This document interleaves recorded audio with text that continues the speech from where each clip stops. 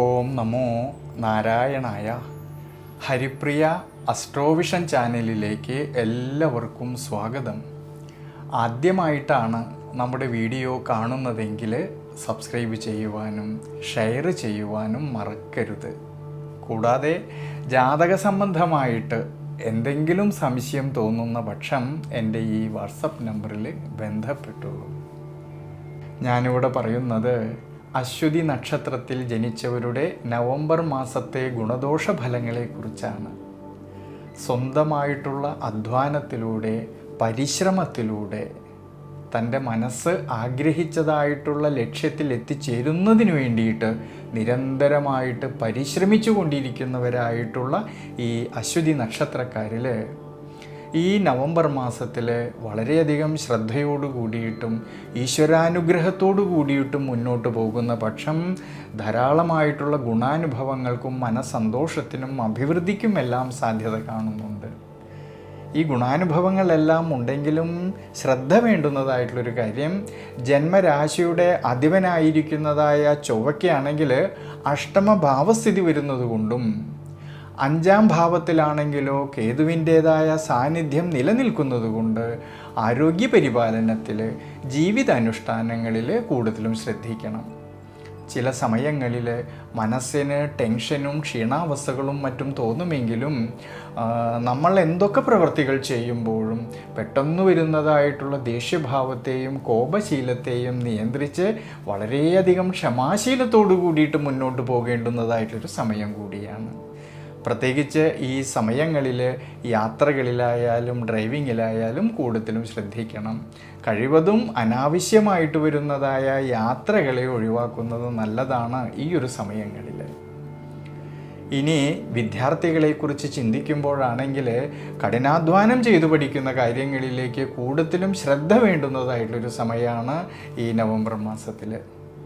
വിദ്യാമാതുലകാരകനായിരിക്കുന്നതായ ബുധൻ അഷ്ടമഭാവത്തിൽ നിൽക്കുന്നത് കൊണ്ടും പ്രത്യേകിച്ച് നവംബർ മാസം 16-ാം തീയതിക്ക് ശേഷമുള്ള സമയങ്ങളിൽ 5-ാം ഭാവനാഥനായിരിക്കുന്നതായ സൂര്യനും അഷ്ടമഭാവസ്ഥിതി വരുന്നത് കൊണ്ട് പഠന വിഷയങ്ങളിൽ അലസതകളും ക്ഷീണാവസ്ഥകളും വരാതെ ശ്രദ്ധിക്കണം.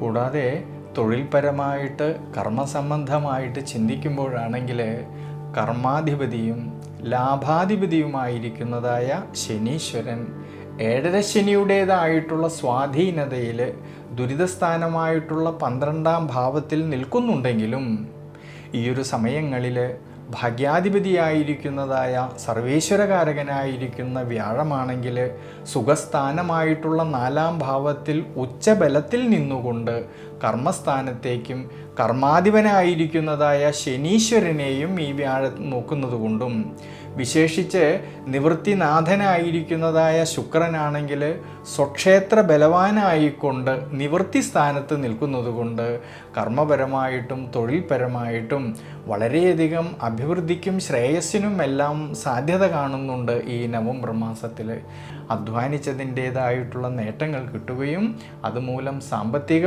ഭദ്രത കുറേയൊക്കെ മെച്ചപ്പെടുവാനും സാധ്യത കാണുന്നതായിട്ടൊരു സമയമാണ്.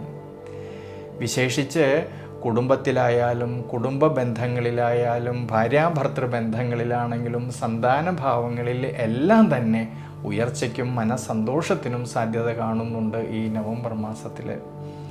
ഭാഗ്യാധിപതിയായിരിക്കുന്ന സർവീശ്വരകാരകനായിരിക്കുന്ന വ്യാഴത്തിൻ്റെ അനുകൂല സ്ഥിതി മൂലം സാമ്പത്തികപരമായിട്ടുള്ള നേട്ടങ്ങൾക്കും ഉയർച്ചയ്ക്കും അനുകൂല സ്ഥിതി കാണുന്ന സമയം കൂടിയാണ്. ഈ ഗുണാനുഭവങ്ങളെല്ലാം പറയുന്നുണ്ടെങ്കിലും ശ്രദ്ധ വേണ്ടുന്നതായിട്ടുള്ളൊരു കാര്യം, ചില സമയങ്ങളിൽ അപ്രതീക്ഷിതമായിട്ടുള്ളതായ ചിലവ് വർധനവിന് സാധ്യത കാണുന്നത് കൊണ്ട് സാമ്പത്തിക സ്ഥിതിയിൽ ചാഞ്ചാട്ടം വരാതെ നോക്കണം. അതുകൊണ്ട് അനാവശ്യമായിട്ട് വരുന്നതായ പാഴ്ചിലവുകളെ കഴിവതും ഒഴിവാക്കുന്നത് വളരെ നല്ലതാണ് ഈ ഒരു സമയങ്ങളിൽ. അതുകൊണ്ട് അശ്വതി നക്ഷത്രക്കാർ ഈ നവംബർ മാസത്തിൽ ശിവക്ഷേത്രത്തിൽ ഭഗവാന് രുദ്രധാര ചെയ്യുന്നതും പിൻവിളക്ക് വയ്ക്കുന്നതും വളരെ നല്ലതാണ്. കൂടാതെ ശനീശ്വര പ്രീതികരമായിട്ട് നീരാഞ്ജനം വഴിപാട് ചെയ്യുന്നതും നെയ്വിളക്ക് വെച്ച് പ്രാർത്ഥിക്കുന്നതും വളരെ വളരെ വളരെ വളരെ നല്ലതാണ്.